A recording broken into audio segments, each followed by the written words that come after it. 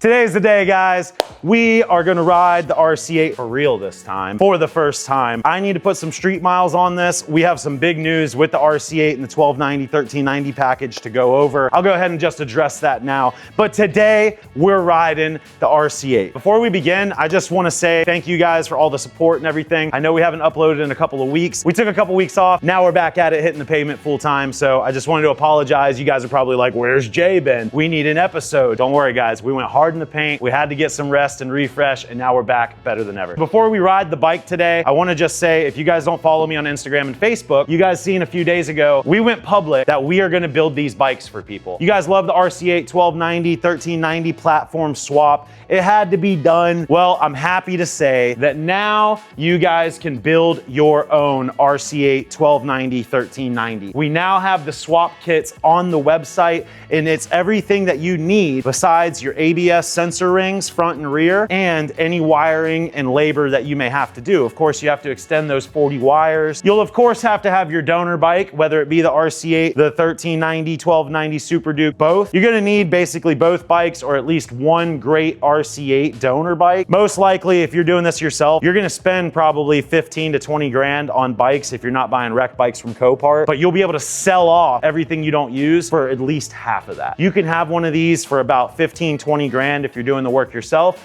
but if you don't want to do the work yourself, yours truly and team are happy to build them for you. We would be happy to go ahead and build you the RC8 of your dreams. If you want a 1290 package, a 1390 package, custom parts, specific upgrades, anything, we can a la carte it for exactly how you want it. We're only producing 5 bikes in 2026 because the RC8 parts are very, very hard to find. As you know, or as you can assume, we've worked diligently behind the scenes to locate and set up all the parts, everything that we're gonna need to build you guys 5 different bikes. If you are interested in ordering one of the bikes, please go on the website or shoot me a DM on Instagram, and I'd love to talk to you directly. Thank you guys for everybody that pre-ordered for the RC16 bodywork. I know you guys are like, maybe on the fence, or maybe we don't want the expensive package, or maybe we just want the track package. We don't want the headlight, all that stuff. I get it. If you're interested in the kit, but you don't want it as seen, then please just shoot me a DM because we'll have a few different variants. We'll have a full carbon edition. We'll also have a full carbon edition track pack that doesn't have the DRL, the headlights, the taillights, the fender eliminator, things like that. And also we'll have a very, very cheap and affordable option that you can get it in fiberglass as what we call our builder kit. So it's gonna be the fairing stay, the intake, the bodywork, the winglets, all of that stuff in fiberglass and PA12 carbon fiber nylon. If it's printed, you can basically make it fit any bike you want to, or it's a great way for you guys. Maybe you already have the rear sets. Maybe you already have some clip-ons. If you already have some parts that come in the $6,000 kit, like I said, shoot me a message and we can a la carte it for you. So that way you can get the kit and not miss out on the free exhaust and everything else that comes with it. We're just waiting for consumables and materials. So in the next episode, you'll actually see us sand all of this carbon fiber and all of the hard work that we put into this bike. Unfortunately, we have to undo all that, as well as when our stainless and our titanium comes in, we're gonna build the exhaust with you guys. And I promise these welds are 3 a.m. We've got 30 minutes to go welds. This is not how I usually weld. If you actually wanna see, I'm not just some backyard welder, I promise. It's just we did not have the time,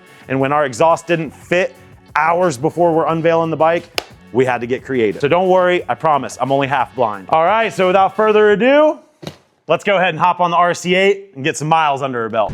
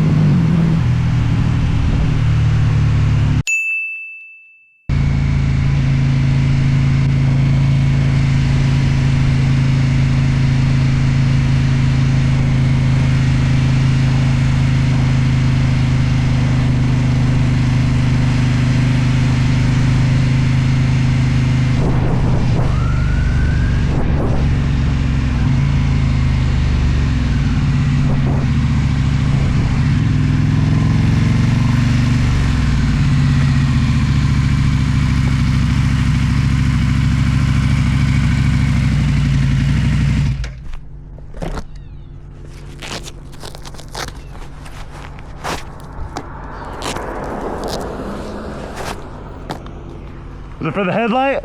Oh, 63 and a 35 is what I got you on radar at, man.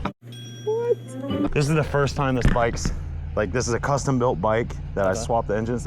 This is literally its first ride. That's why we're filming and everything. I'm afraid to even get this thing out of the speed limit because we had an oil leak and just, I'm telling you, I've been babying it. Okay. I can tell you didn't because you come around that curve at a high rate of speed. I apologize. I really wasn't trying to break the speed limit or anything. I just... Yeah, but it slipped out of my head. I was trying to drink and it slipped out of my head. This is literally the first shakedown run, everything, so I greatly apologize if I was speeding. Like, I didn't even know you were a cop and turning around. You could see I figured. You know, I seen a little turn, you know, and I was like just rolled into the throttle. I didn't mean to, like, you know, go fast. I promise as soon as I was back on the straightaway, well, you see me. What? Bro, what are you talking about, man? Make sure you're good to drive. Yeah, absolutely. We literally just got it finished, and I'm waiting for the headlight. It's like a harness because it's a custom build off a new bike. So I was like, oh shit, because I didn't have a headlight. I thought that's why you were pulling me over. I honestly didn't know I was speeding. It's during the day. I don't mess with that on bikes. Yeah, but I know my laws. If it's built past 88, it's got to have a headlight. All right. I do apologize. I got you. Bike's legal. I know all that stuff's good. Man, I was gonna get Wayne Street's still the correct address for you? That's where I live. Did it come factory KTM orange, or did you do that like a custom color? I mean, the joke is like you can get it in any color as long as it's orange. Yeah. But it is a custom color, but on the title, it'll say blue and orange. I was just making sure. Yeah, we literally got it registered, everything. I just apologize because I know you see a lot of sport bikers being assholes, dude, and I don't want to be one of them, you know? I got you. Give me 2 seconds, let me run everything, make sure you're good. Appreciate it, officer. Thank you. I apologize.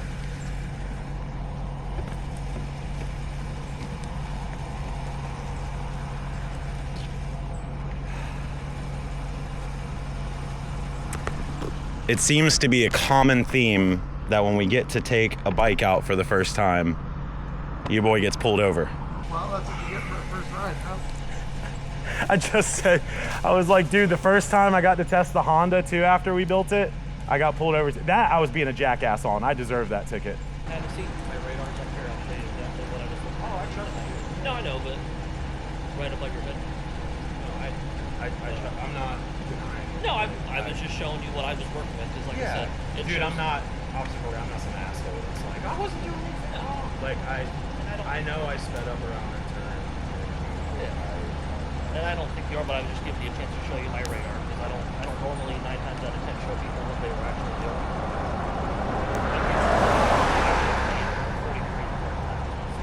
Like I said, that is 131 instead of 280s. Just be careful, man. Do you mind if I take a picture of it? Because I do YouTube, so it's like, I don't know that this is the first ride. Sure, can I take a picture? Chris, hurry up. He's on the clock, man. Come on. Hey, buddy. Oh, okay, take your time. Yeah, especially on this road, man, these people don't pay attention. Dude, and I just apologize. Like I was telling Chris, I was like, I'm glad it was me because like I always stop. Like I'm not, you know, I know I broke the law, but it's like I'm not doing anything illegal. Like to the point where it's like, you know, sport bike, we get bad reps, dude. We get fucking idiots and kids. I get one. I'm on the motor team, so yeah, exactly. I get it more than most do.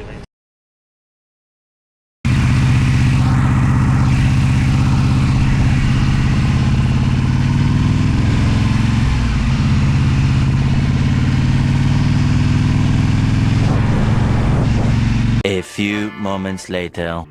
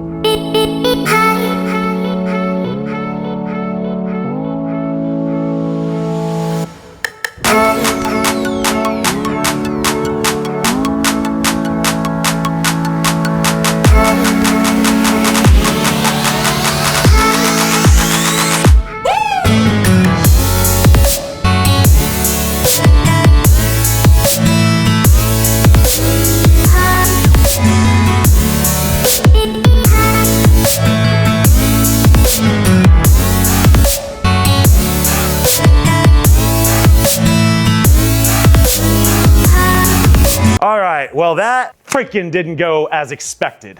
Your boy got a ticket.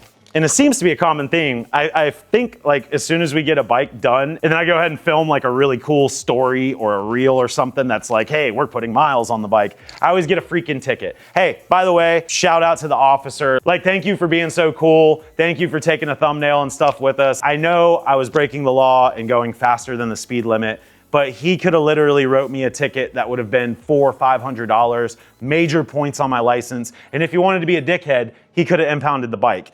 But he didn't. He was a nice guy. Shout out to you, Officer Morgan. I really appreciate it. No offense. I hope you don't watch this video. But I just want to say thank you for being so cool. A lot of cops aren't cool with sport bikes. That's the perfect segue before we talk about how I felt about the bike and all of the emotions I'm going through right now. I don't know if you can see, but I'm still shaking. We literally just got back. Before we get into it, I want to let you guys know, you probably notice that your boy's wearing a Fly RC8 Pop hoodie. It's getting cold out there, so it's the perfect time to jump on over to jbells.com, buy yourself a hoodie. Also, if you guys didn't know, last year in 2024, I created our own clothing company for my wife. What's funny is you probably can relate to this, but have you ever had somebody that's just been like, rubs you the wrong way, or maybe they promise something and they never deliver on their promise, or at the end of the day, they just piss you off and you just want to say, fug them?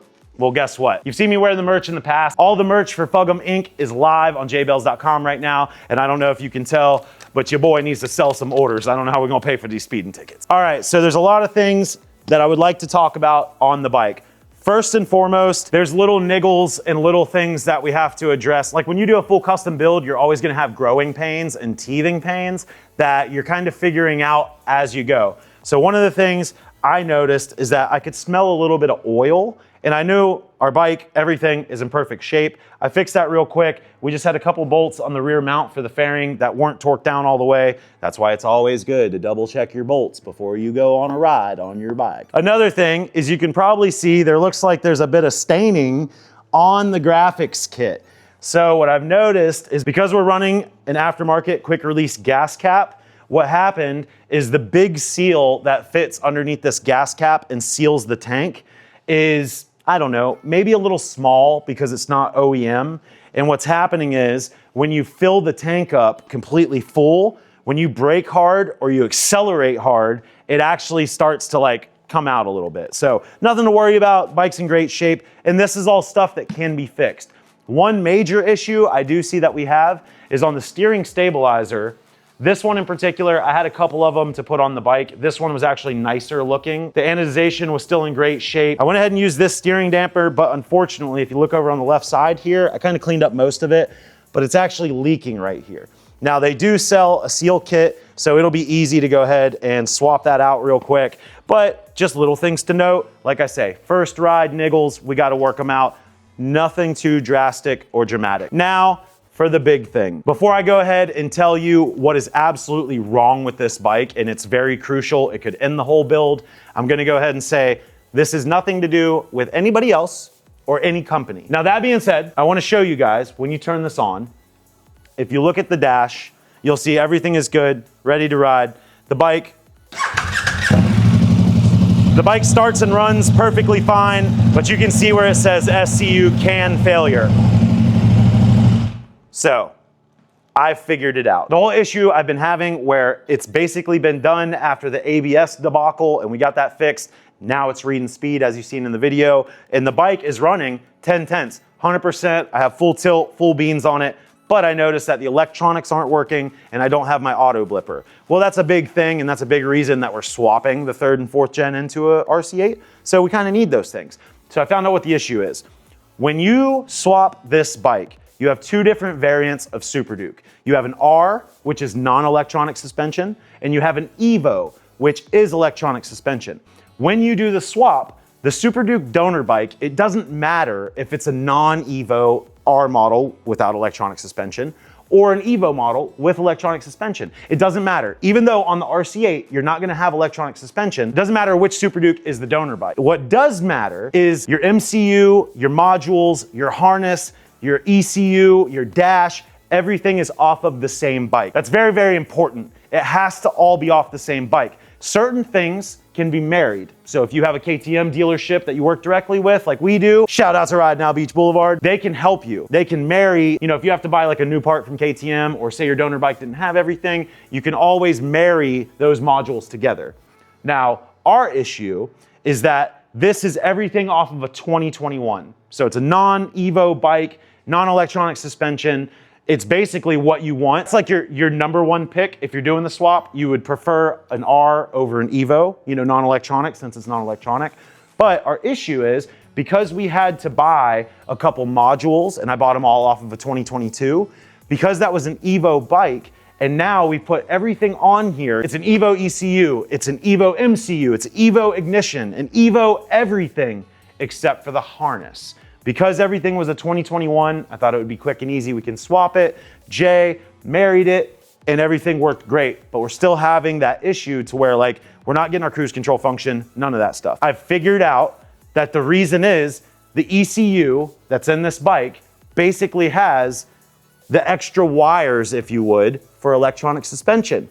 Well, the harness doesn't have those wires. If we were to run an Evo harness, you would have these extra plugs that you see like on top of the suspension, that these would just be unplugged because they don't exist on the RC8, but it would give you a deletable code. On the dash, it would show electronic suspension fault or SCU fault, whatever it is. It would pop up and you'd be able to exit out and it wouldn't brick the bike. Our issue is we don't even have that plug or dongle. So the ECU is basically reading that wires are cut, it's been messed with, and it's basically bricking the whole bike. Luckily, it's not limp mode, so we got to ride it, but that's one major issue that we have.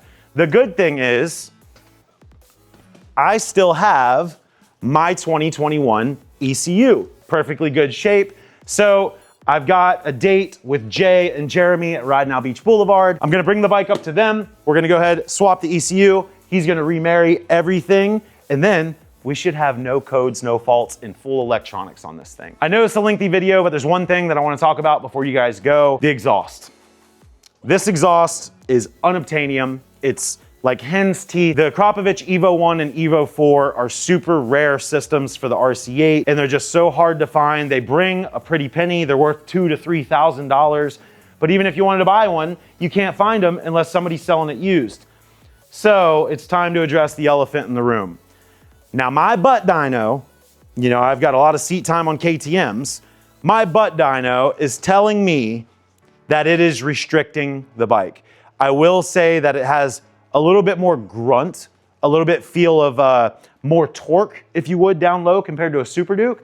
But then again, is that because we have 180 horsepower on a 400-pound chassis compared to the 450 of the Super Duke? Or is it because you have tiny runners in the headers of the exhaust? Now, we're gonna do science with Jay. And I'm gonna show you guys, for your sake, this is the header pipe, and the two will usually go into one and come out, right? I'm not an artist. I just wanna show you guys what we're talking about here. So if this is the V-twin, right? And you have the front cylinder and the rear cylinder, right? Those collectors come down and usually join to go into one that come out, or in our case, the Krapovich muffler at the bottom of these two pipes where they join in. So on an Evo 1, if we're looking at the diameter, right, of the piping, this right here on an Evo 1 is 53.5 millimeters, okay? Before you think that's small or big, let me show you what we have here on an Evo 4. This on an Evo 4 goes from about 54 millimeters to 58 millimeters, 4 more mil. That doesn't seem like a lot, but imagine all of this piping is 4 millimeters wider diameter going all the way down. That's the difference between an Evo 1 and an Evo 4. You also have an Evo 6, which you have a better chance of probably having 6 threesomes this week with your wife than finding an Evo 6 exhaust for an RC8. It is like super, super rare.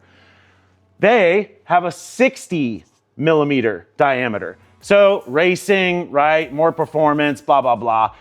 You can see the difference between an Evo 1 and Evo 2, and then if you even could, if you wanted to, an Evo 6, unobtainium. So now let's talk about how exhaust works. So basically, the easiest way to explain the theory is the longer an exhaust is, right? Like say this is 2 feet long, this is 2 feet long, and then your muffler box is 2 feet long.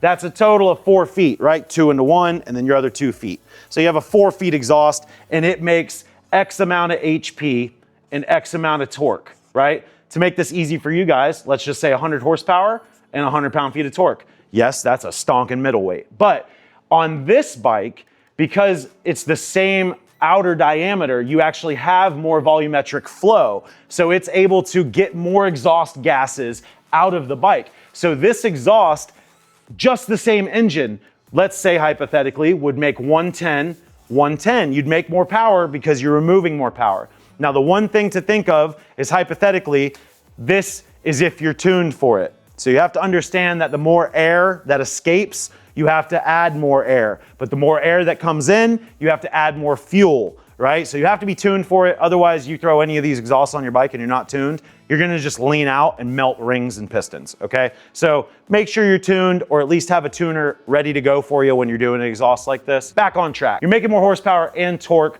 on a bigger diameter exhaust as long as you're tuned for it. Our issue that we are having is an Evo 1 was meant for a single spark RC8 engine. One spark plug, they make about 145 to 150 horsepower at the rear wheel.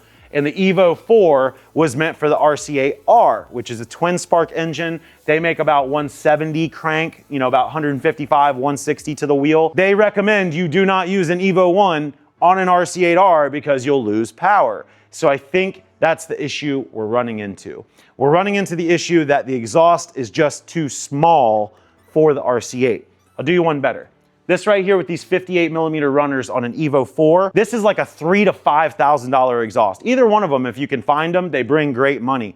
But I'm gonna show you, 58 millimeters, come check this out. You'll never believe what our runner size, this is a stock Super Duke, giant turd, muffler box, runner, everything. You're never gonna believe what size these runners are. In the front, we have a 58 mil runner, just like the Evo 4, and in the rear, we have a 60 millimeter runner, just like the Evo 6. So, hypothetically, and I don't need to put it on a dyno to test it, even though we're going to, a stock Super Duke exhaust is gonna make more power than that beautiful piece of work, Acura Evo 1, that's on our RC8. Should I tell them? We're gonna have to get rid of the exhaust. There's no way to slice it. Like, it breaks my heart because I absolutely love that exhaust and I would love to run it, but we are not gonna be able to run that exhaust on the bike. We'll probably have to build something custom, or I don't know. We'll get into it when we see. Now, if we put it on the dyno and it only makes like, if it makes like 178, I'm willing to lose 2 to 5 horsepower compared to another exhaust just to run that exhaust. Because like I was telling you guys, it can also make more torque the shorter the exhaust is compared to a longer, more open diameter. It's all about compromise. There's no exhaust that does everything right. The more straight pipe you are and you lose back pressure, you're gonna lose horsepower and definitely lose torque. But the more pipe you have with a smaller diameter, you're gonna increase torque and horsepower, but trying to move those exhaust gases across the rev range is gonna be super hard. So I will be selling the RC8 exhaust. If you guys are interested in this Evo 1, please shoot me a DM on Instagram. That's kind of a heartbreaking thing, but I don't want to hold this bike back. We've literally crossed every box and obstacle to make this the best bike KTM's never built. We have to do it. We have to do it, rip the Band-Aid off. Like I say, we will dyno test it anyways, just to see where we're at. But for the most part, we're probably gonna be selling the exhaust. I know I've been yapping a lot, and I know you guys got to see a lot of cool stuff. Do me a favor, comment down below. Let me know what you guys think we should do with the exhaust, other stuff and the niggles that we talked about on the RC8. We want to hear your opinion. Thank you so much for watching, and we'll see you next week.